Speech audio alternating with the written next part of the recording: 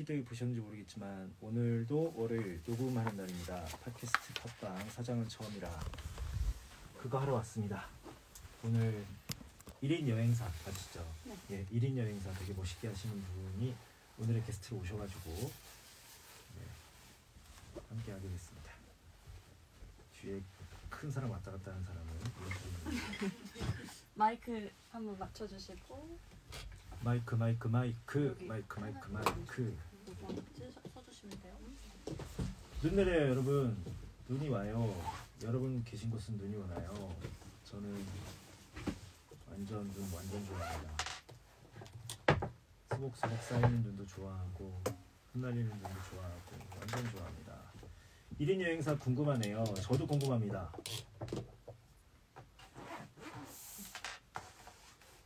네, 감기 조심하세요.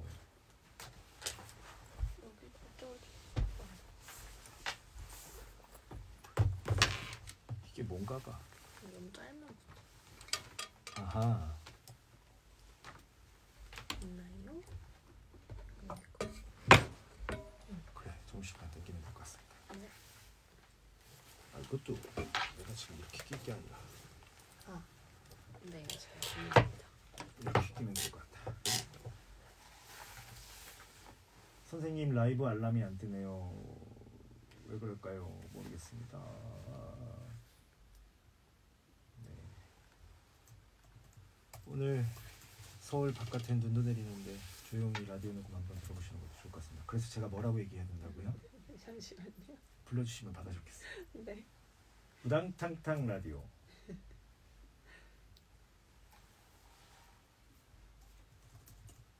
저는 오랜만에 주말에 푹 자가지고 컨디션이 매우 좋습니다. 오늘.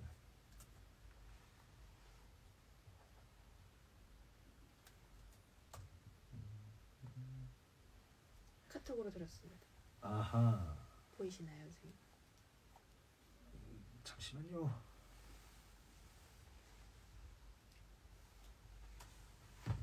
그렇군요. 지영님 긴장되세요? 아니요. 역시 프로답다. 아니요.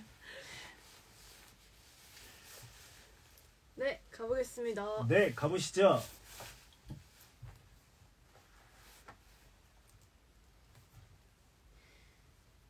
사장은 처음이라 끊임없이 던지게 되는 질문들. 살아남고 싶은 사장을 위한 살아있는 인사이트를 나눕니다. 안녕하세요, 윤수빈입니다. 안녕하십니까, 박종윤입니다. 네, 반갑습니다. 네, 반갑습니다. 네, 오늘은 밖에 또 눈이 오고 있어요. 그렇죠. 그래서 또 눈이 내리는 만큼 카톡방에도 막 눈이 내리네요. 아, 그러니까.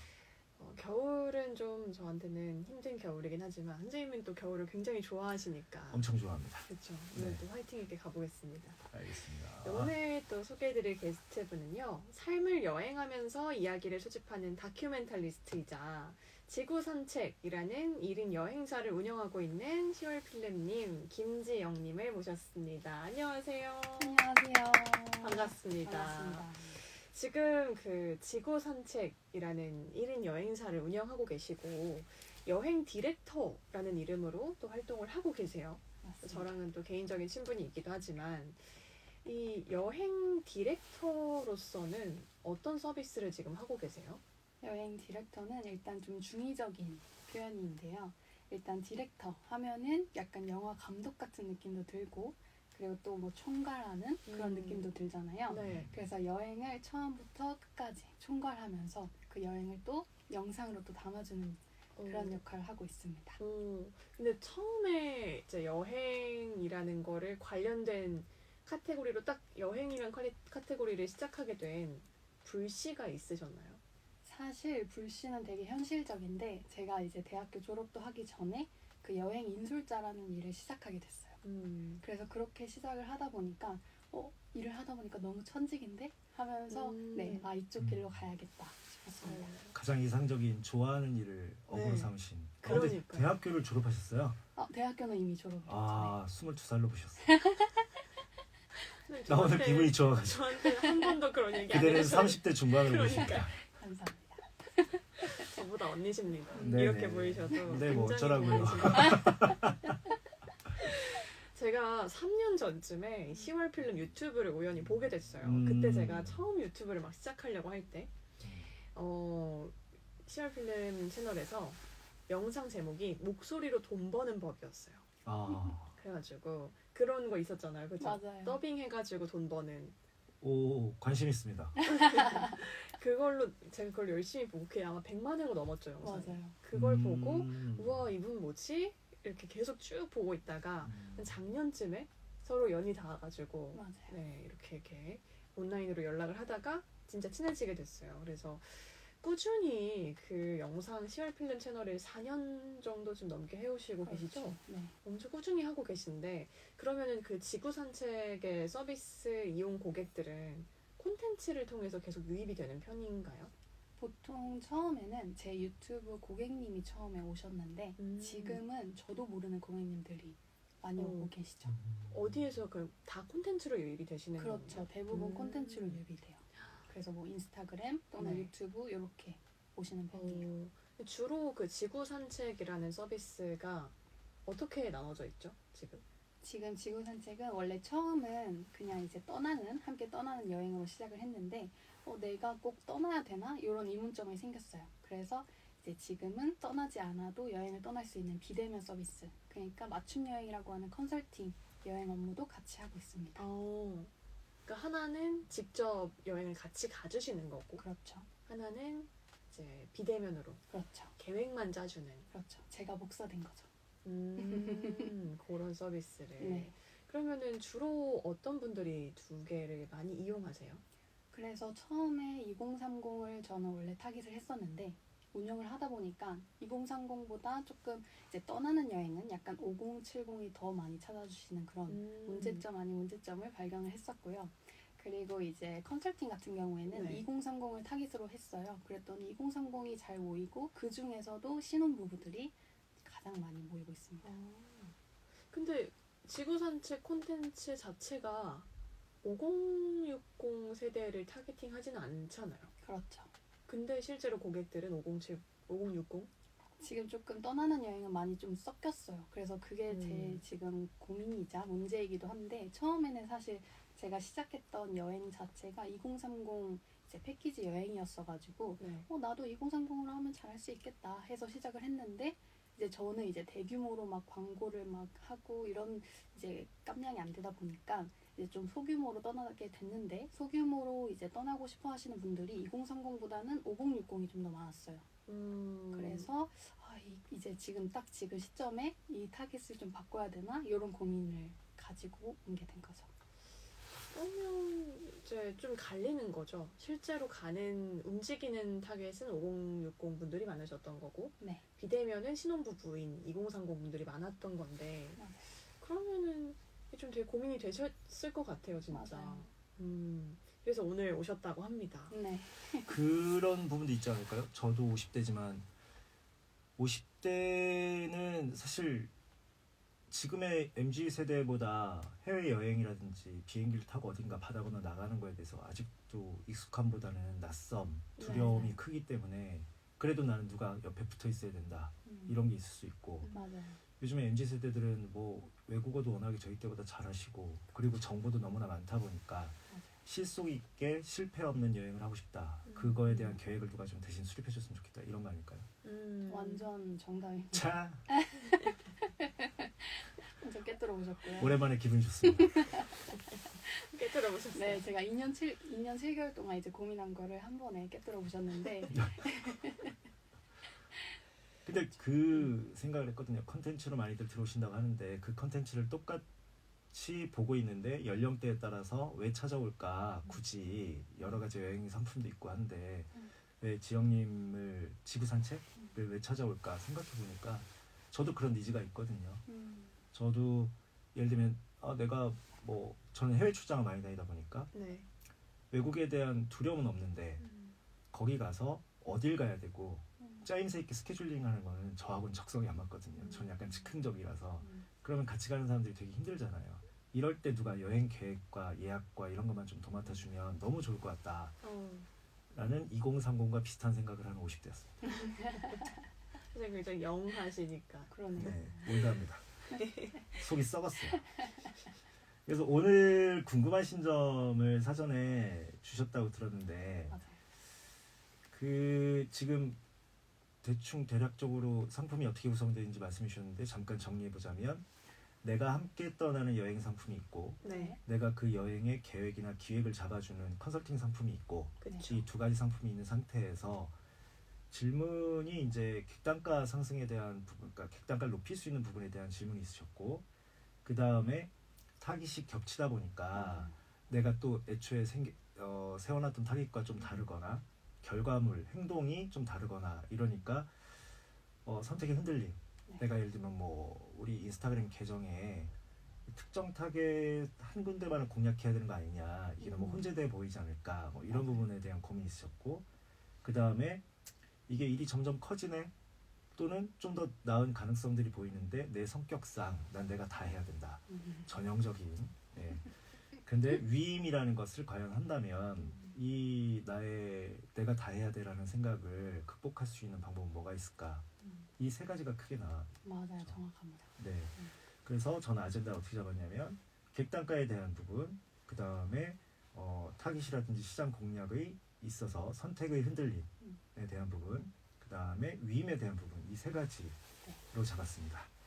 오늘 저희가 원래 평상시에 녹음 시간이 2시간이라서 농담도 하고 뭐 이것저것 쓸데없는 얘기도 하고 막 넘어갔는데 오늘은 제가 집중하여 네. 네, 준비를 해 보았습니다. 우와. 저는 모든 시간이 일을 하는 것 같아요.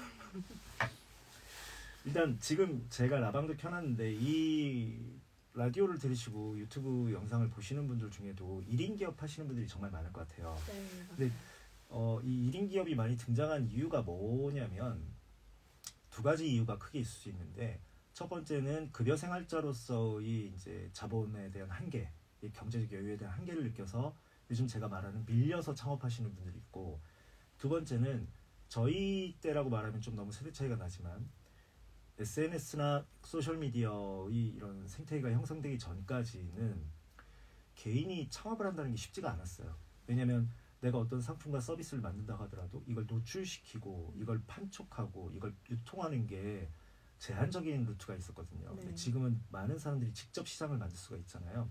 그러다 보니 좋아하는 일로 창업을 해서, 또는 내가 뭔가 괜찮은 아이템을 보면 그걸 창업을 해서 그래도 한 사람이 어느 정도의 경제적 여유를 누릴 수 있는 정도까지 키워낼 가능성이 커진 거죠. 네. 그래서 1인 기업이 정말 많아졌는데, 문제는 뭐냐면 1인이지만 사업자를 내신 분들은 많은데 일의 연장선상에서 똑같이 일을 하는 건데, 여행사에서 일을 하고 있고 나는 여행사가 아닌 내가 창업해서 일을 하고 있는 건데, 여행사에서 일을 하는 건 월급을 받는 거고 창업을 하는 건 내가 돈을 만들어내는 거잖아요. 네.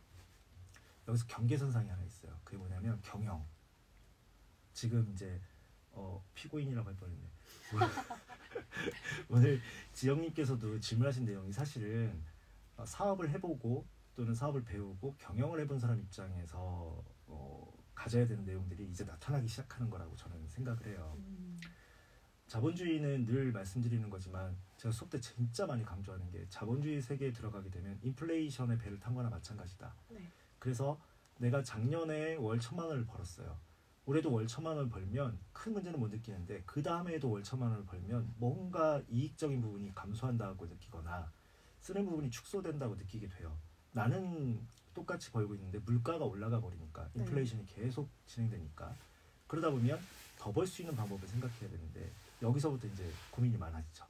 더 벌려고 하다 보니 그러면 일을 많이 해야 되는 상황이 발생하는 거예요. 네. 일을 많이 하려고 하다 보니 사람을 더 쓰거나 시간을 더 써야 되니까 나를 더 갈아넣거나 아니면 변수가 많은 인원, 조직을 만들어야 되거나 이런 부분이 발생할 수 있죠.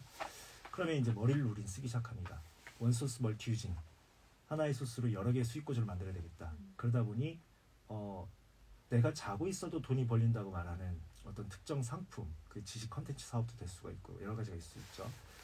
만약에 지구산책이 되게 유명해져가지고 지구산책 여행 노트, 여행 플래너 이런 게 막 계속 나간다고 생각하면 너무 행복하시겠죠. 이런 쪽을 지향하거나, 그게 아니면 제일 좋은 건 사실 그레이드가 올라가서 물가 상승률과 더불어 나의 객단가도 함께 상승해주면 너무 좋은 거잖아요. 네. 이런 방향을 찾게 되는데 오늘은 다른 건 질문 안 하셨기 때문에 냉정하게 잘라버리고 객단가에 대해서 말씀드린다면 저는 상품을 구성하는 방법에 대해서 조금만 배우시면 되게 좋다라고 생각해요. 제가 늘 마케팅을 얘기할 때 마케팅을 다들 광고나 홍보 쪽으로만 바라본다라고 얘기하는데 마케팅의 정수는 접객에 있어요. 적게. 네. 예를 들면 노출을 늘리고 거래량을 늘리는 것도 마케팅의 굉장히 중요한 부분이겠지만 지영님께서 하시는 직업의 산책을 누군가가 내가 자고 있는 사이에도 추천하고 있다고 생각해 보세요. 소개하고 있어요. 나를 경험한 고객이 나 대신 영업을 하고 있다고 생각해 보세요. 그럼 많은 시간과 노력과 돈이 절감되겠죠. 이러면 너무 좋은 거예요. 근데 이 외에 그분들이 오셨을 때 상품을 실제로 보고 선택하고 거래하는 영역이 우리는 접객이라고 말을 하거든요. 이게 이제 실제로 대면하고, 그러니까 대면이라는 건 그 비유한 거지만 직접 나와 접촉한 다음에 거래를 선택하는 건데 네. 이때 상품의 구성이 보통 일을 하다가 사업으로 넘어가시는 경우 한 가지에 귀결되는 경우가 많아요. 그 제가 아까 지영님 말씀하시는 거 듣고서 저분은 비즈니스 감각이 있으시구나라고 느낀 게 본인이 직접 나가는 것 외에 소비자의 니즈라든지 결핍을 파악하고 컨설팅이라는 영역을 만드신 거잖아요. 그냥 자다가 꿈꾸고 만드신 건 아니죠. 그렇죠. 요거 하면 되겠거니라는 게 보인단 말이죠. 경험적으로. 근데 여기서 상품의 세분화가 필요해요. 상품은 기본적으로 세 가지를 보시면 돼요. 베이직, 유니크, 스페셜. 이게 이제 수빈님 같은 경우 수업 때 들으셨죠. 네. 사업을 한다는 얘기는 내가 세상에 뭔가 남과 다른 유니크함을 가진다는 뜻이에요. 네. 아마 지영님의 그 여행 상품이 판매가 되는 이유는 누군가들에게 찾아지는 이유는 뻔한 90%가 아닌 내가 찾는 좀 더 유니크한 10%에 속했기 때문에 혼자 1인 기업을 하셔도 그 소비자가 계속 찾아오는 거라고 저는 생각을 하거든요. 그러면 그때는 그 상품이 가지고 있는 개성적인 영역이겠죠. 개성적인 영역이 없으면 사업은 하면 안 된다. 그러니까 여기까지는 통과하셨다. 그렇다고 한다면 이제 이 사업에 대해서 내가 개성적으로 만들어 놓은 상품을 베이직화 시키는 것도 필요해요. 그러니까 베이직, 유니크, 스페셜하면 내가 이렇게 개성 있는 상품을 가졌으니까 개성 있는 여행 상품, 개성 있는 컨설팅 상품을 가졌으니까 베이직한 것도 해봐야지 뭐 다른 회사의 여행 상품을 대중적인 여행 상품을 팔아볼까 이렇게 가는 경우가 많은데 그게 아니라 위로 올라가는 방식으로 하면 지금 내가 가진 기본적인 시그니처 상품을 베이직으로 놓고 조금 더 유니크하고 조금 더 스페셜한 걸 만들 수도 있겠죠. 그러니까 컨설팅 영역 같은 경우도 비용이 조금 더 들어가는 컨설팅 상품을 따로 만든다든지 함께 가는 여행 상품도 비용이 조금 더 들어가는 여행 상품을 만드는 거죠. 이럴 때 새로운 유니크가 탄생하잖아요. 이건 너무 좋은 게 뭐냐면 원래 내 토대가 유니크한 상품이었기 때문에 거기에 조금 더의 유니크함을 집어넣게 되면 소비자는 이제 여러분들이 아마 그걸 아실 거예요. 특히 차를 살 때 이게 많죠. 네, 차가 나왔을 때 신차가 나오면 팔려야 되니까 네. 기존 차에 비해서 유니크함을 넣어요. 뭐 그렇죠. LCD 모니터를 더 좋게 LCD가 뭐야 LED 시대를 이런 모니터를 더 크게 만든다든가 네. 아니면 자율주행 기능을 더 넣는다든가 뭐 다른 것보다 좀 더 기능을 넣죠. 근데 이 기능을 넣었으니까 가격은 올라가요. 네. 올라가니까 이게 또 새로운 판매 포인트가 되어서 고객이 구매를 하죠. 근데 구매를 할 때 여러분 스탠다드를 그대로 구매하시는 분들은 거의 없잖아요. 거기에 또 유니크를 넣죠. 옵션 같은. 그렇죠. 이런 부분들은 어떤 부분이냐면 스탠다드를 구매하시고 옵션으로 더 장착하면 장착할수록 고객의 숫자는 줄어들지만 객단가는 올라가게 되죠. 여기서 중요한 건 그렇다고 소비자가 빠져나가지는 않는다는 얘기예요. 소비자는 이 풀에서 이탈률이 오히려 줄어들게 되죠. 어떤 말씀인지 이해되시나요? 네. 지영님이 잘 들으셔야 되는 게 100가지의 상품 중에서 90가지가 비슷한데 10가지의 흔하지 않은 유니크한 상품을 만드신 거예요. 그럼 이 10가지를 보고 왔지만 또 다른 유니크함이 이제 필요할 때가 있을 거예요. 개별적이지 않으니까. 네. 내가 10%의 그룹을 상대해서 지금 내 시장을 만들었다고 한다면 이 10%의 그룹을 선택하는 사람들 중에서도 개별적으로는 뭔가 하나가 아쉬운 게 있을 수 있어요. 그게 고객의 경험 데이터, 고객과의 소통 데이터를 바탕으로 만들어야 되는 거거든요. 그래서 이분은 영상 촬영이 조금 더 필요하실 수도 있겠구나. 이런 그룹 같은 경우는 이분은 조금 더 24시간 밀착형 뭐 소통이 필요할 수도 있겠구나. 이런 거 그러니까 안전에 대해서 뭐에 두려움이 있다고 한다면 그런 부분이 더 중요할 수도 있잖아요. 24시간 뭐 메시지를 보내시면 알림이 떠서 제가 즉각 응대를 합니다. 또 이런 게 있을 수도 있겠죠. 대충 말씀드리는 거예요. 그런 거 얹게 되면 가격은 올라가게 돼요. 대신 나의 공수가 더 들어가게 되죠. 그만큼의 가치를 높이는 거기 때문에 이렇게 보시면 돼요. 지영님. 1번과 2번 상품이 존재했을 때는 1번 아니면 2번이죠. 그러면 객단가는 이 평균치가 나오겠죠. 이 배분율에 따라서. 근데 1과 2 사이에는 1.2, 1.3, 1.4, 1.5, 1.6이 있을 수 있어요. 이런 것도 상품 구성의 방식이겠죠. 그래서 보통 이렇게 베이직, 유니크, 스페셜을 만들 때는 내가 할 수 있는 한의 가장 스페셜한 영역을 하나 결정해보고, 그러니까 가장 고가의 상품, 그다음에 현재 내가 판매하고 있는 상품, 그리고 그 사이에 그룹핑을 해보는 거예요. 고객을, 타겟을. 그럼 그 타겟의 니즈들이 가족이냐, 또는 커플이냐, 또는 대가족이냐, 이런 거에 따라서 조금씩 달라지거든요. 네. 거기에 이제 내가 더 받을 수 있는 가격을 집어넣는 거죠. 이렇게 되면 객단가는 자연스럽게 상승할 확률이 높아집니다. 같은 개수의 상품을 판매한다고 한다면 이전보다, 만약에 내가 1인 기업이기 때문에 나는 10개밖에 상품을 못 팔아 라고 했을 때 그 전에 10개의 상품의 평균 객단가가 100만 원이었다고 한다면, 이렇게 구성했을 때는 10개의 상품을 팔았지만 평균 객단가가 150이 될 수도 있는 거죠. 어차피 내가 쓸 수 있는 건 나의 시간과 노동력이기 때문에. 그리고 컨설팅 역시도 마찬가지로 상품을 충분히 구성할 수 있다고 생각해요. 그래서 컨설팅 상품이나 여행 상품 내부에도 상품의 종류를 적어도 피라미드 형태로 3가지 단계 정도는 만드는 게 좋지 않을까라는 말씀을 드려보고 싶어요. 그리고 이렇게 되면 새로운 시장을 건드는 거기 때문에 고객의 구매 욕구가 더 커질 수도 있어요. 이러면 어떤 고민이 생길까요? 그냥 더 좋은 거 할까? 돈 더 드리고? 아니 판매자 입장에서 어떤 고민이 생길까요? 고객이 좀 더 구매 욕구가 더 세질 수도 있어요. 뭘 더 팔아볼까 하는 고민인가요? 가려받아야 되나? 그러니까 시간이 한정돼 있으니까 가려받아야 되나, 저쪽 방향으로 가야 되나, 그게 아니면 팀을 만들어서 좀 더 확장을 해야 될까, 이런 게 나올 수도 있겠죠. 이게 근데 1인 기업이 할 수 있는 가장 큰 갈림길이에요. 왜 갈림길이냐면 1인 기업은 내 자체가 브랜드 신뢰도이고 내 자체의 방식이 비즈니스 모델의 거의 핵심이기 때문에 말씀하신 것처럼 나처럼 할 수 있는 사람이 또 있으면 좋겠다라고 생각을 해요. 없습니다. 네, 많은 사장님들이 나 같은 사람 하나만 더 있으면 좋겠다 얘기하는데, 제가 늘 그때마다 하는 말이 너 같은 사람은 너밖에 없다. 부모님이 너 모르게 키웠던 쌍둥이가 있어도 걔는 너랑 다를 거다, 뭐 이렇게 얘기를 하거든요. 이때 위임에 대한 부분인데, 위임이라는 것, 그리고 조직 운영이라는 것에 대해서 기본을 생각해 보셔야 돼요. 제 말이 지금 좀 빠르죠? 나 오늘 왜 이렇게 쫓기지? 너무 똑똑하신 분을 만나서 천천히 해보겠습니다. 지금 제가 말을 잘하고 있다고 느낀 게 뭐냐면 시청자가 줄어들지 않고 있어요. 이러면 중요하다는 뜻이거든. 집중하고 계세요. 네, 중요한 얘기 맞습니다. 이러면 위임에 대한 부분을 생각하는데, 위임이라는 건 조직이 구성된다는 뜻이에요. 네. 근데 우리가 조직을 처음에 어떻게 만들게 되냐면, 첫 번째는 내가 창업을 했어요. 창업을 해서 창업의 거의 대부분이 아마 영업이고, 그 다음에 그 영업을 감당하는 업무일 거예요. 네. 이렇게 돌아가다가 일이 커지고 많아지면 나 대신 접수하거나 상담하거나 배송하거나 계산하거나 하는 인원을 고용하게 됩니다. 여기까지는 뭘로 때울 수 있냐면, 내가 잘 살았으면 친구, 또는 내가 화목한 가족이라고 한다면 가정에서 이제 가족 중에 한 분이 찾아와요. 하지 마세요.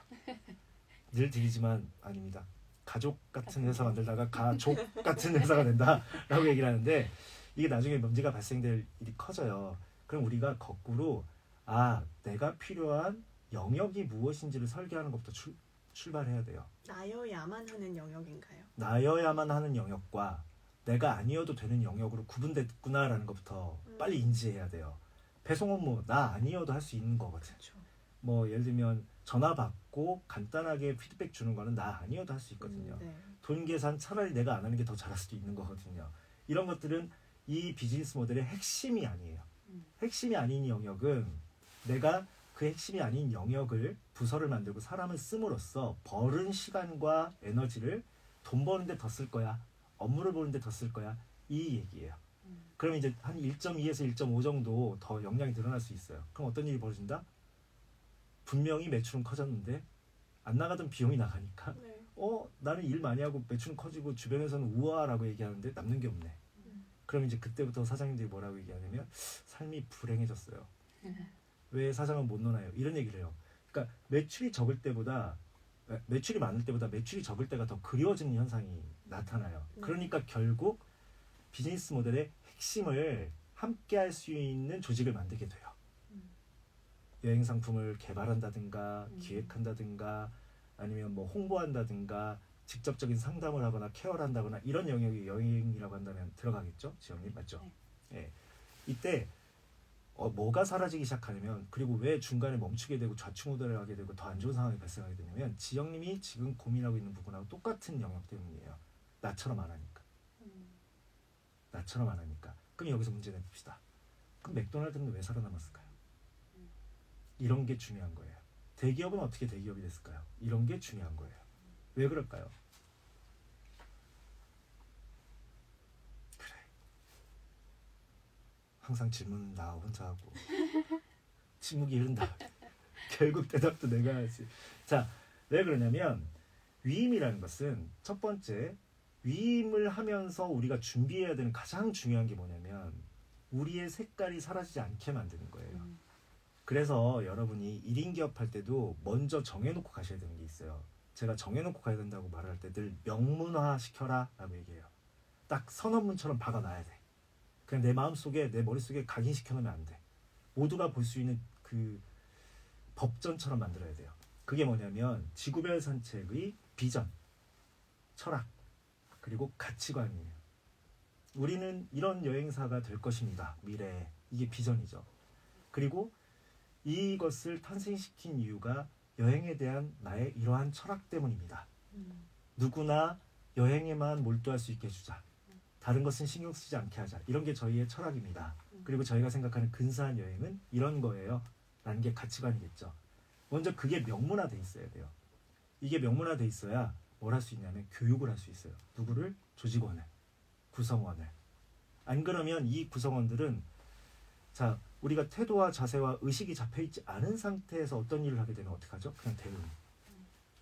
그럼 이때 기준이 뭐가 되죠? 내 마음, 내 성격, 내 경험, 내 생각이 돼요. 그러니까 제가 우리 아이를 위한 사전을 따로 만들고 있는데 거기에 좋은 사람이라는 개념이 있어요. 좋은 사람, 그러니까 다이나 뭐 좋은 사람이란 얘기할 때 아마 네 맘에 들 땐 좋은 사람일 거고 네 맘에 안 들 땐 좋은 사람이 아닐 거다. 근데 그건 너의 개인적으로는 좋은 사람이라고 얘기해도 되지만 보편적으로 세상에 얘기할 때 그래서 좋은 사람이다 아니다라고 얘기하면 안 된다. 그건 절대 가치가 다른 거잖아요. 각자의 기준과 생각이 다른 거니까. 마찬가지로 우리 함께 일하는 사람들, 미래의 그 인원들에게 우리가 생각하는 좋은 여행이 무엇이고 우리가 생각하는 좋은 여행사가 무엇이고 우리가 생각하는 좋은 접객, 좋은 태도, 좋은 자세가 무엇인지를 쭈루루룩 해놔야 돼요. 그게 대기업에 들어가게 되면 우리가 신입사원 교육이라는 거 있잖아요. 네. 그 신입사원 교육이 딱 두 가지 영역으로 나뉘어져 있어요. 이 대기업 그룹 내에서 일을 할 때 인트라넷을 활용한다던가 이 일에 대한 규칙들이 있어요. 이걸 보고 첫 번째는 뭐냐면 예를 들면 삼성 같은 경우 이병철 회장님의 창업정신, 이건희 회장님의 도전정신 뭐 이런 것들을 쭉 해요. 그러니까 사람을 우리 사람으로 만드는 거예요. 이 개인적인 사람이 회사 바깥에서는 아주 개별적인 영역으로 움직여야 되겠지만 회사 안으로 들어왔을 때는 우리 중에 한 명인 거잖아요. 고객은 이 한 사람 한 사람의 인격을 보는 게 아니라 이 한 사람이 뭔가 실수해도 우리 회사 인격 전체를 보는 거니까 첫 번째 이게 중요하고요. 그 다음에 위임을 할 때 이러한 태도와 자세로 이제 일에 들어갔을 때 실수하면 안 되잖아요. 근데 1인 기업을 오래 해왔기 때문에 본인이 뭐가 실수이고 아닌지를 알아요. 네. 그리고 그 실수를 안 하려고 했기 때문에 상품의 가치가 좋았을 거예요. 그러면 이 사람들도 실수를 하면 안 되죠. 사람을 실수하지 않게 만드는 방법이 뭐가 있을까요? 사람이 아니어야죠. 그렇죠. 정답이에요. 나 지금 소름 끼쳤어. 이분은 나중에 대성할 거야. 그래서 인공지능과 로봇을 써야 되죠. 근데 인공지능과 로봇을 써야 된다. 자, 인공지능 로봇 뭐 자율적인 어떤 생각을 하고 있다라고 하지만 입력되어 있는 값이 있단 말이에요. 그걸 우리 뭐라고 부르냐면 시스템 경영의 근본은 매뉴얼과 스케줄이에요. 언제 무엇을 어떻게 하는 게 최적화된 행동인지 그래서 이 매뉴얼이 시간이 지날수록 디테일해져요. 그래서 뭐 제가 수업 때 자주 하는 얘기인데 맥도날드를 오픈하려면 지금 모르겠어요. 제가 이 데이터를 본 게 꽤 오래됐으니까 대학원 때 봤으니까 제 키가 113인데 A4지를 쭉 쌓아놓은 제 키만큼 쌓아놓은 거를 2권 정도 이렇게 2줄 정도를 네. 따라가면 오픈이 돼요. 50일인가 만에. 그러니까 그만큼 디테일한 매뉴얼이 있는 거예요. 이 안에는 공사가 혹시나 뭐 잘못되면 어떻게 되면 이런 것까지 다 들어가 있는 거예요. 그래서 지금 필요한 건 뭐냐면 제 생각에는 제가 좀 관상을 볼 줄 아는데 매우 F적인 성향도 있으시고 P적인 성향도 있겠지만 거꾸로 보면 T와 J가 함께 있으신 분이에요. 안 그러면 사업을 저렇게 할 수가 없어요. 때문에 이제 명문화를 시키는 연습을 많이 하셔야 돼요. 즉 나를 기록하는 거예요. 내가 일하는 방식. 일이라는 것은 쪼갤수록 분명해져요. 그러니까 나는 물 흐르듯이 하시잖아요. 그 물 흐르듯이 해가는 일들을 다 쪼개야 돼요.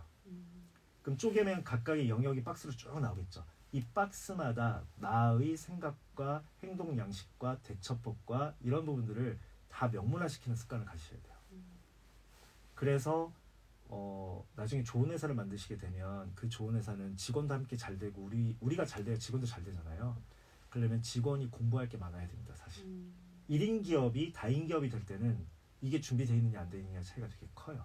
무슨 말이냐, 그 사람의 바이오리듬에 따라 행동이 달라지지 않게 그 사람이 준수해야 되는 박스, 프레임을 만들어야 되는 게 사실이에요. 그 외의 변수가 발생했을 때 사실은 결정권자라든지 리더가 나서줘야 되는 거고 상급자가 나서줘야 되는 거죠. 경험과 노하우로 해야 되는 영역과 매뉴얼과 스케줄로 해야 되는 영역은 다르다는 뜻이죠. 자, 그 매뉴얼과 스케줄, 그 다음에 경험과 노하우 사이에 뭐가 있냐면 이제 회의라는 게 존재해요. 그때 이제 공통의 아젠다라든지 시장 개발이라든지 어떤 목적을 두고서 함께 기획을 하고 시장 조사를 하고 이런 부분들이 필요한 거죠.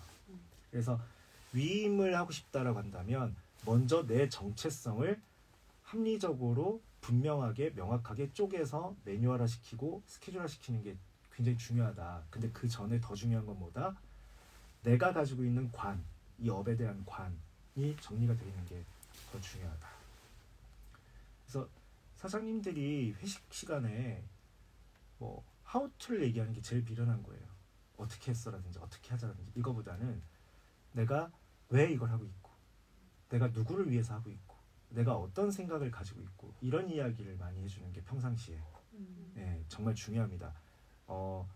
우리 직원분들께서는 개인의 비전이나 이런 것도 생각하고 회사랑 계약을 하지만 직원이 회사 생활하면서 가장 힘든 게 뭐냐면 판단이 힘들 때예요. 맞지 않나요? 내가 이걸 하는 게 맞나? 내가 이걸 했다 욕먹는 거 아닌가? 그러면 축소되잖아요. 그러니까 그 허용 범위나 그걸 할 수 있는 부분들을 최대한 많이 알려주려고 해야 되는 거죠. 이해되셨습니까? 네. 네. 가치관을 통일시키는 작업이 필요한 거네요. 그렇죠. 위임하기 이전에. 네, 네. 제일 이상적인 게 그래서 1인 기업일 때 이 부분을 해두면 나중에 적은 인원으로도 매우 큰 효과를 낼 수가 있어요. 네. 그러니까 우리의 목표는 일 잘하는 사람을 만들거나 직급자를 만드는 게 목표가 되어야 되는 게 아니라 우리 브랜드 같은 사람들을 만들어내는 거예요. 그래서 저는 이런 얘기 나올 때마다 지금은 그 회사가 다른 곳에 인수된 다음에 조금은 변했지만 그래도 아직 그 정체성이 남아있는 곳이 쇼핑몰 중에서 펀샵이라고 있어요. FUNSHOP 펀샵이라는 데가 있는데 이 펀샵이라는 데는 그 MD라고 하는 분들이 전부 다 리뷰를 써요. 그러니까 상세 페이지를 리뷰로 써요. 그러니까 이게 이 회사의 가치관인 거예요. 원래 창업자께서는 늘 해외를 돌아다니면서 이렇게 레이더라고 얘기하는데 아직 한국에 들어오지 않았고 유니크하고 생소하고 신기하고 즐거운 제품들을 찾아내세요. 그리고 이거를 게시판에 올려요. 그럼 고객들이 와 이거 너무 신기하다. 이런 거 펀샵에 도입이 필요하다. 얘기하면 이제 그때 이거를 수입할지 말지 또는 익스클루시브 할지 아니 일반 유통을 할지를 결정해요. 그래서 상품이 입고가 되잖아요. 그러면 그 파트의 MD분들이 이거를 판매자의 관점으로 그 설명하려고 하기 전에 사용자의 관점으로 이용해요. 그래서 만약에 주얼리 쪽 파트다. 그럼 원래 남자여도 피어싱을 저처럼 좋아하는 거예요. 그리고 이 사람이 뭐 IT 쪽에 강하다라고 한다면 원래 그걸 좋아하다 보니까 그런 IT 신기술이 접목되어 있는 하드웨어나 이런 것들을 보여주죠. 그러니까 얼마나 흥미로워요. 그러니까 모두가 유튜브라는 생태계로 바라본다면 펀샵이 작은 유튜브고 거기에 많은 유튜버들이 존재하는 거예요. 각각의 덕후기질을 가진. 재밌나요? 네, 재밌네요. 여러분 재밌겠죠? 그게 한 문장으로 딱 꽂힐 수 있는 가치관이고 변하지 않아야 한다는 거죠. 네네네. 어떤 직원이 하든지. 네네. 그러니까 우리의 문화죠. 펀샵의 문화는 우리는 리뷰어야 이거지 MD야 판매자야 이게 아니라는 거죠. 그러면 자꾸 지구 산책을 지구별 여행이라고 얘기하고 있어요. 제가 말씀을 드릴까 말까 하다가 여러분 지구 산책입니다. 괜찮아요. 지구별 죄송합니다. 산책들이 귀여운데. 그렇지 이게 약간 이과예요. 아니요. 문과인데 왜 지구 산책이라고 해서 지구별이라고 하지? 그만하겠습니다. 자 넘어가고요. 제가 원래 지적당하는 걸 좋아하지 않아서 윤수빈님이 아직 눈치를 못 채가지고 그러니까. 지적을 많이 하십니다. 자, 그 다음에 세 번째가 타깃의 혼재라고 느끼는 거죠. 나는 20, 30대를 생각해서 이 상품을 만들었는데 50에서 70대도 이 상품을 이용하네. 난 50에서 70대를 생각하고 이 상품을 만들었는데 20, 30대도 이 상품을 좋아하네. 그리고 난 개인 계정과 오피셜 계정이 있는데 그렇다고 한다면 컨텐츠가 나의 모객에서 정말 많은 영향을 가지고 있는데 내가 이 컨텐츠 방향을 어떻게 해야 돼? 이거 정리 한번 해야 되는 거 아니야? 라고 생각할 수도 있습니다. 근데 우리가 타깃이라는 게 연령대별 타깃과 같은 인구 통계학적 타깃, 연령대, 직업군, 사는 곳 뭐 이런 것이 있을 수 있겠지만 또 타깃은 성향과 취향도 있어요. 아무도 날 건들지 말았으면 좋겠어. 이건 성향의 문제라고 한다면 나는 크리스마스 분위기가 나는 마을들이 너무 좋아. 이건 취향의 문제죠. 이 성향과 취향은 사실 인구 통계학적인 통계 그 분석법을 초월해요. 70대인데도 나는 반짝반짝 빛나는 게 좋아라든지 난 조용한 여행이 좋아 이렇게 말할 수가 있잖아요. 그래서 우리가 생각해야 되는 건 그 연령대의 타깃이 가지고 있는 니즈와 결핍은 계속 파악하되 최종적인 상품이 가지고 있는 성향과 취향 이런 부분을 좀 집중하는 게 좋을 것 같아요. 그래서 조용한 여행을 좋아하시는 분들 같은 경우는 뭐야 젊은 사람들만 있는 줄 알고 왔는데 왜 50대도 있어 이런 생각을 그렇게 크게 하지는 않을 것 같고요. 단체 여행이라고 한다면 이게 성향과 취향이 맞아떨어지면 편하게 느끼니까 이게 있는데 그보다 더 중요한 건 내 타깃에 따라 사업부를 만들어 훈련하는 거 되게 중요해요. 지금 이제 지영님께서 상품적으로 아마 이렇게 말씀하실 거예요. 컨설팅 상품이 있고요. 저는 가는 여행 상품이 있어요. 이렇게 할 수 있을 거예요. 근데 저 같은 경우는 그렇게 생각하지 않거든요. 컨설팅 사업부, 그 다음에 함께하는 여행 사업부 이렇게 나누어요. 왜 나누냐면 그랬을 때 조금 더 타깃이 뾰족해져요. 타깃이 뾰족하다는 건 이 상품과 이 상품이 지향하는 바가 다르고 이 컨텐츠를 보여줘야 되는 대상이 달라질 수 있고 보여주는 곳이 달라질 수 있고 보여주는 방법이 달라질 수 있죠. 이렇게 되면 어떻게 되냐면 적중률이라는 게 더 올라가요. 그러니까 시장을 넓게 본다, 작게 본다 이렇게들 생각들 하시는데 시장을 적중률 있게 그러니까 여러 개의 적중률 있는 게 훨씬 더 유리한 거지 네, 작게 본다, 크게 본다의 개념이 아닌 거죠. 이게 왜 가능해졌을까요? 우리가 이게 신사고법에 해당된다라고 저는 생각하는데 많은 분들이 이제 대한민국 사회나 현재까지의 사회를 살아오면서 보통은 패러다임의 변화라는 게 몇백 년이 걸리기도 해요. 그 우리가 농경사회에서 산업혁명으로 딱 넘어가는 것처럼 또는 신석기에서 청동기로 넘어가는 것처럼 근데 여러분하고 저하고 나이차가 한 20년 가까이 나지만 더 나네. 가까이 나지만 지난 제가 30살 때부터 지금 50이 되는 20년간의 세월을 돌아봐도 원래는 한 100년에 한 번씩 세기에 한 번씩 바뀌어야 되는 패러다임의 변화가 너무 빨리 진행되고 있어요. 첫 번째는 오프라인의 시대에서 온라인의 시대, 그 다음에 온라인의 시대에서 초고속 통신망의 시대, 그 다음에 초고속 통신망에서 모바일의 시대, 모바일에서 소셜 미디어의 시대로 급변하고 있잖아요. 여기에서 지금 이제 또 인공지능까지 막 가고 있고 여러 가지로 변하고 있죠. 이 변화되는 상황에서 우리가 알아야 되는 게 뭐냐면 덩어리가 사라졌다예요. 그러니까 매스미디어가 사라졌다. 독과점이 사라졌다. 여러분의 행동 양식이나 유통 양식이나 어떤 결정과 이런 것들을 불과 30년 전 제가 20대 때만 해도 백화점이나 몇 개의 상권 빼고는 쇼핑이라는 건 일어나지가 않았어요. 그죠? 그때는 온라인이 없었으니까.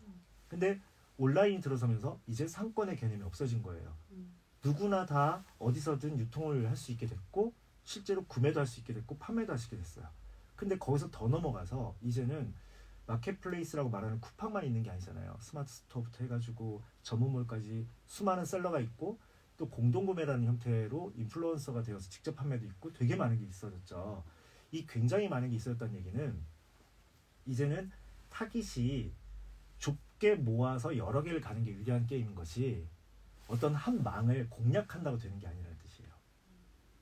이해가 되시나요? 네. 네, 이 개념 이해, 이 개념만 정확하게 이해해도 전략이 엄청나게 바뀌는 거예요. 전략이라는 건 전쟁에서 이기기 위해서 만드는 건데 지금 우리는 전쟁터를 직접 설정하고 그 전쟁터가 제일 좋은 전쟁터는 내가 만든 전쟁터잖아요. 승리할 수밖에 없는. 네. 그러면 만만한 타겟들을 모아놓고 싸워야 이기죠. 그래서 우리 비즈니스에서 전쟁 대상은 고객이거든요. 경쟁사가 아니에요. 이 고객이 나를 선택하고 계속 선택하고 추천까지 하게 만드는 게 목표가 돼야 되잖아요. 그러면 컨설팅 상품을 가장 좋아하는 사람들, 이 사람들, 이 만만한 사람들이 모여있는 곳이 어디인가? 그들의 문화는 무엇인가? 그들의 선택 기준은 무엇인가? 그들이 좋아하는 정보 전달 방식, 수급 방식은 무엇인가? 이런 걸 생각해 보면 되게 좋죠. 제가 어디 갔냐? 제가 뭔가 하나를 캡처해 왔는데요. 스페인 플러스 마요르카 신혼여행 12박 14일 일정 예산. 자, 이렇게 한다면 타깃이 뭐냐면 신혼여행, 그 다음에 14일 여행할 사람, 그리고 예산이 궁금한 사람 이렇게 되는 거예요. 굉장히 넓죠. 근데 이게 하나 투어 모두 투어만 있을 때는 맞아요. 근데 이제 하나 투어 모두 투어 아니면 선택할 게 없었던 사람들이 아니라 너무나 많은 선택할 게 있잖아요. 그럼 여기에 타겟을 좀 더 좁히는 문구를 넣어야 되는 거예요. 그러니까 거기에 그냥 신혼여행이 아니라 성공적인 신혼여행 또는 합리적인 신혼여행 또는 뭐 알짜배기 신혼여행 이렇게만 놔도 조금씩 좁혀지는 거죠. 거기에 이제 뭐라고 해야 되나? 영상까지 함께하는 뭐 이런 말이 들어갈수록 내 경쟁력은 점점 높아지고 타겟은 점점 좁아지는 거예요. 그러니까 이런 좁은 타겟팅을 하고 좁은 시장을 형성해서 적중률 높은 콘텐츠를 만들어내는 게 매우 중요해요. 제가 아까 수빈님한테 여기 들어오기 전에도 말씀드렸지만 기초 모수를 어느 정도 만들었다. 내가 여행이라는 카테고리에서 나 나름대로의 어떤 모수와 반응을 이끌어낼 수 있는 컨텐츠를 만들었다. 그럼 그 컨텐츠를 그만 만들라는 게 아니라 그건 아까 베이직 유니크 스페셜처럼 계속 꾸준히 장기적으로 만들어가면 되는 거예요. 그건 일종의 퍼널 아시죠? 네. 퍼널에서 윗변의 가장 큰 면적을 상대하는 거니까. 근데 늘 전략적인 특정 타깃을 위한 컨텐츠들을 사업 부별로 만든다고 생각하면 편한 거예요. 이해되시죠? 네. 그러면 컨설팅 사업부 또는 함께 가는 여행 사업부, 그럼 컨설팅 사업부에서도 2030 타겟 사업부 이런 게 나올 수가 있겠죠. 1인 기업인데 그게 가능할까요? 그렇게 많은 게 제가 말하고 싶은 건 시간과 노동력의 비중 관리예요. 안 그러면 우리는 계속 가장 넓은 면을 상대하는 일반적 컨텐츠만 계속 만들게 되잖아요. 근데 일반적인 컨텐츠를 2개 만들었다고 한다면 개별적인 컨텐츠를 나머지 시간대에 만드는 것도 방법이고 우선순위도 내가 좀 더 자신 있고 구매 전환율이 높은 반응도가 높은 쪽을 우선순위로 가는 것도 이 여러 개의 사업부를 만드는 거에 굉장히 좋은 영향을 주고 있고요. 그걸 하는 가장 간단한 방법은 폴더를 많이 만들면 된다. 내 노트북에 폴더를 많이 만드는 것만으로도 충분히 가능하다. 핵심은 사업부의 핵심은 그거예요. 내가 이길 수 있는 상대를 결정해야 되겠죠. 그게 타깃이에요. 그 다음에 내가 잘할 수 있는 플랫폼을 결정해야 되겠죠. 그게 이제 우리의 홍보 루트, 정보 제공 루트겠죠. 그 다음에 내가 전환이 될 확률이 높은 상품을 구성해야 되겠죠.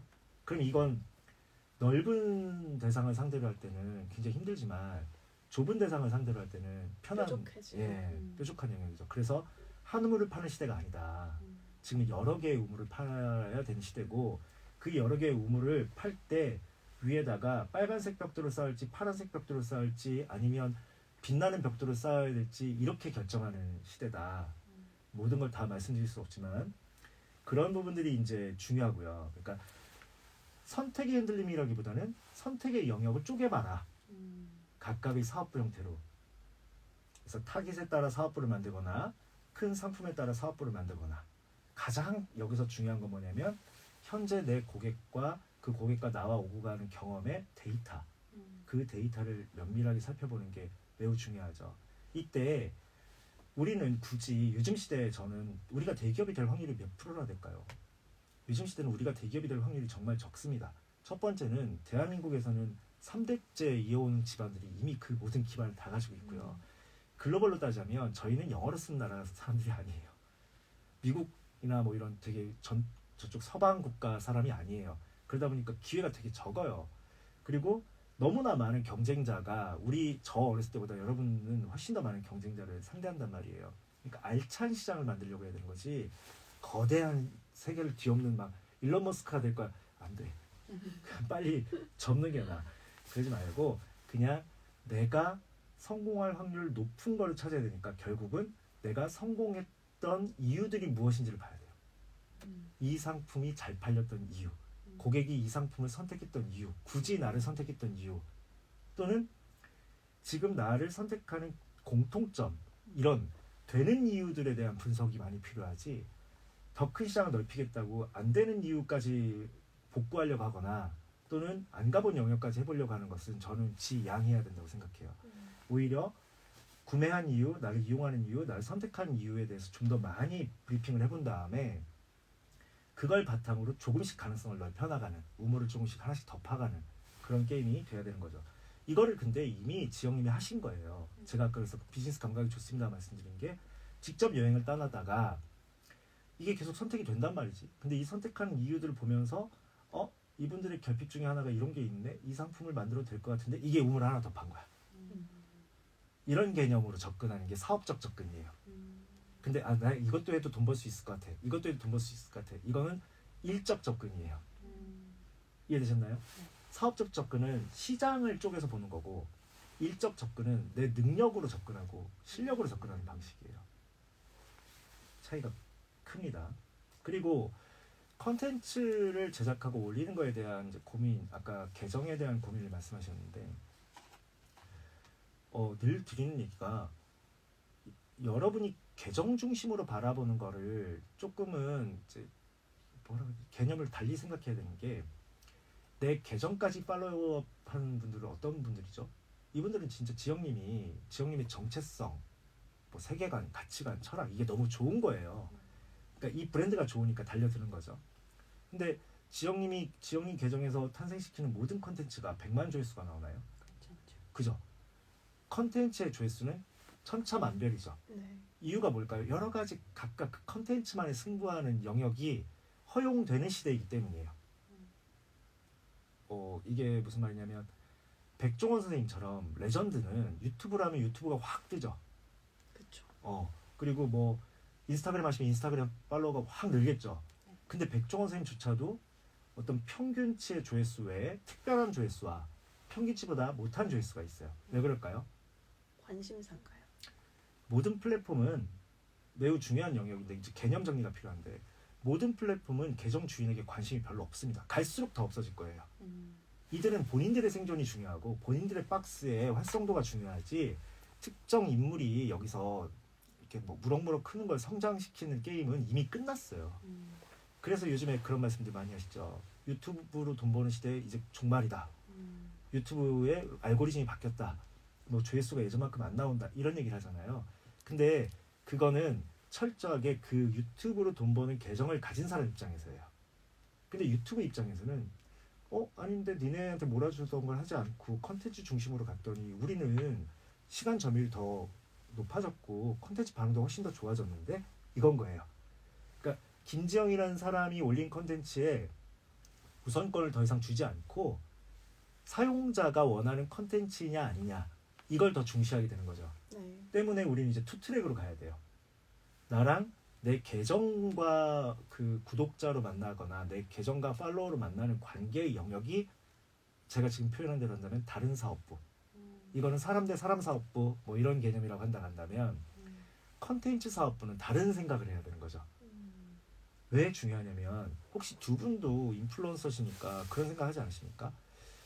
그 계정을 오랫동안 운영하다 보면 이제 내가 어떤 컨텐츠를 만들 때 황무지에다 던지는 느낌이 아니라 누군가한테 주는 느낌이 들 때가 있지 않아요? 근데 그 누군가가 문제는 뭐냐면 그 누군가한테 주는 느낌은 굉장히 좋은 컨텐츠잖아요. 목적 대상을 두고 네. 만드는 타겟 이것은 너무 좋은 컨텐츠잖아요. 문제는 뭐냐면 그 대상이 고정돼 버리는 거야. 맞아요. 네, 어떤 순간에 내가 이미 알고 있던 그 사람만 자꾸 떠오르게 되는 거야. 네. 원래 나는 아무도 모르는 상태에서 그 사람들의 누군지 모르겠는데 보편적으로 가지고 있는 필요성, 취향, 성향 이런 걸 생각하면서 컨텐츠를 만들었는데 네. 어느 날부터는 이 사람, 이런 그룹을 생각하면서 만들게 되는 거죠. 근데 그게 뭐냐면 문제가 뭐냐면 정체돼 버리는 거예요. 정체가 되면 시장 확대가 멈춰버린 거죠. 네. 이 말씀을 왜 드리냐면 SNS는 절대 홈페이지라고 생각하면 안 돼요. SNS는 그냥 흐르는 강이에요. 그냥 흐르는 강이기 때문에 이 흐르는 강 위에 내가 섬을 하나 가지고 있어. 이게 내 계정이야. 그러니까 이 섬은 선택적으로 올 수 있는 거예요. 쓸려와서 와도 여기서 머물지 안 머물지는 선택이잖아요. 그게 팔로워들에 대한 내 입장인 거고 나머지 흐르는 물이 좋아야 사람들이 여기에 계속 배를 띄우겠죠. 네. 그러니까 그 물이 컨텐츠예요. 때문에 그 어떤 컨텐츠는 요만큼 반응이 나오고 어떤 컨텐츠는 어마어마한 결과를 만들기도 하잖아요. 제가 말씀드리고 싶은 건 두 가지 캐릭터. 브랜딩을 하는 자세로서의 컨텐츠, 즉 나의 철학, 가치관, 우리의 특성 이런 걸 보여주는 컨텐츠도 꾸준히 가야 되겠지만 내가 나를 홍보하고 알리고 거래를 이끄는 컨텐츠들은 여전히 이슈형이 돼야 된다. 그러니까 그거가 사람들이 일반적으로 나를 바라보는 관점이니까 내가 색깔이 여러 개다라는 의식을 하지 말라는 얘기죠. 다시 말씀드릴게요. 보편적인 브랜드 가치관을 그대로 두고 있으면 이게 변하지 말아야 될 것이고 늘 다양하고 변화무쌍해야 되는 게 왜 그러냐면 세상에 수많은 사람들이 나를 어디서 보고 들어올지 모르기 때문에 특정 타깃에 맞추어서 홈페이지를 변경하듯이 특정 타깃에 맞추어서 SNS도 그래야 돼. 내 SNS의 방향은 그래야 돼. 저는 이게 이제 갈수록 정말 중요하다고 생각하는 게 요즘 릴스 떡상? 네. 쇼폼 떡상? 이런 얘기 많이 하시잖아요. 네. 한 가지는 알았으면 좋겠어요. 그 떡상이 가져다주는 결과물은 물론 좋을 거고 그게 또 준비가 잘 돼 있으면 구매 전환도 많이 일어나겠지만 계속 떡상하진 않는다. 그리고 그 떡상으로 내가 계정이 커졌다고 해서 내 계정이 만들어내는 모든 게시물이 다 좋은 반응을 이뤄내는 건 아니다. 그렇죠. 네, 그러니까 컨텐츠 별로 생각하는 습관을 키워라. 그러니까 지영님 같은 경우는 지금 지구산책 네. 지영님 같은 경우 10월 필름 지구산책 같은 경우는 슈폼을 만들든 영상을 만들든 게시물을 만들든 오늘 내가 타깃팅한 사업부의 그 니즈에 맞추어서 그냥 자유롭게 만드시면 되는 거고 이러한 상품의 사업부들을 다 가지고 있는 우리 브랜드의 가치관은 그대로 그 안에 담아놓으면 되는 거잖아요. 그러니까 아까 말씀드린 것처럼 내가 생각하는 여행은 빨간색이야 라고 한다면 빨간색을 바탕에다 두고 그런데 우리가 이런 상품이 있어. 우린 너를 위해서 이런 상품을 준비했어. 이런 개념으로 가는 게 맞는 거지. 상품과 브랜드 컬러가 꼭 합일해야 되는 건 아닌 시대인 것 같아요. 가능성과 확장성에서 굉장히 중요한 저는 부분이라고 봐요. 그러면 계속해서 그 아까 흐른다라고 표현을 하셨으니까 이런 서비스업이나 혹은 콘텐츠업을 하는 분들 같은 경우에는 상품이 계속해서 바뀌는 게 당연하다고 들어도 괜찮을까요? 상품이 바뀔 수밖에 없는 거고 상품을 표현하는 또는 상품을 담은 컨텐츠들의 색깔이나 방식이나 내용이라도 바뀌어야 되는 거죠. 타겟이 누구냐에 따라서. 근데 이 훈련이 되게 중요한 게 뭐냐면 안 그러면 나 한 사람, 나 하나의 생각 이걸로 아무리 다채롭게 해도 10몇 가지를 못 벗어나요. 네. 근데 내가 타깃을 100가지로 삼을 수도 있잖아요. 그러면 나도 100여 가지에 대응을 할 수 있잖아요. 아이러니한 게 뭐냐면 내가 보여주려고 하면 한 가지로 보여주게 되는데 네. 똑같은 차 한 대를 가지고 있어도 내가 자동차 영업사원이에요. 오는 손님한테 다 똑같은 얘기를 할 거냐고요. 오는 손님마다 다 다른 얘기를 하겠죠. 지금 딱 그 상황이에요. 지금 그래야 되는 시대예요. 정확하게 54분까지 마쳤어요. 우와. 1시간이 순식간에 지나갔죠. 네. 그렇습니다. 지영님 어떠셨어요? 와, 벌써 이렇게 끝났다니 약간 10분의 시간이 흐른 것 같은 느낌인데 그러니까요. 이제 막 시작하려고 막 제가 왜 달려드는데 랩을 하는지 알겠죠? 네, 듣는 분들은 편하실지 모르겠지만 시간이 벌써 갔는지 모르겠지만 제목은 1시간 동안 더 들어. 와, 오늘 근데 진짜 딱 콤팩트하게 진짜 네. 선생님께서 알려주신 것 같아요. 그러니까 1인으로 아까 위임에 대해서 이야기를 하시기도 했지만 위임을 할 단계가 아니더라도 무조건 아까 그 말씀해주셨던 사업부를 나누는 거 그리고 매뉴얼화하는 것들 그런 것들은 가치관을 만드는 거 무조건 1인일 때부터 해야 된다는 생각이 되게 네. 많이 들었거든요. 저는 지영님 같은 분들이 사실 사업하기에 맞는 DNA라고 봐요. 왜 맞는 DNA라고 보냐면 제가 모든 걸어온 시간을 보진 않았지만 아마 본인이 경험하고 본인이 연구하고 본인이 생각하면서 그 다음 행보로 계속 왔을 거예요.